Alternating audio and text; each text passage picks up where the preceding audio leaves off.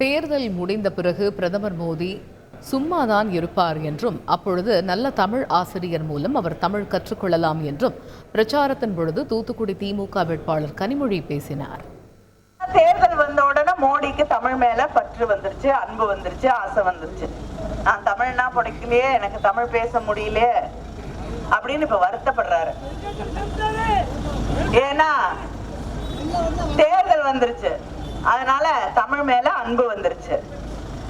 நான் ஒன்னே ஒண்ணு சொல்றேன், எங்களெல்லாம் போட்டு ஹிந்தி படி ஹிந்தி படி ஹிந்தி படின்னு உயிரை வாங்குறீங்கல்ல, எங்க போனாலும் அங்க டெல்லியில ஹிந்தியில நாங்க லெட்டர் எழுதுறோம்னா பதில் ஹிந்தியில வரும், கேள்வி கேட்டா பதில் ஹிந்தியில சொல்லுவாங்க.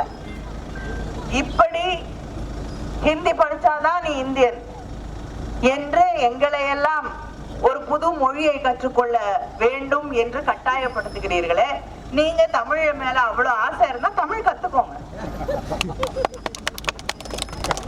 இங்க நிறைய தமிழ் ஆசிரியர்கள் இருக்காங்க.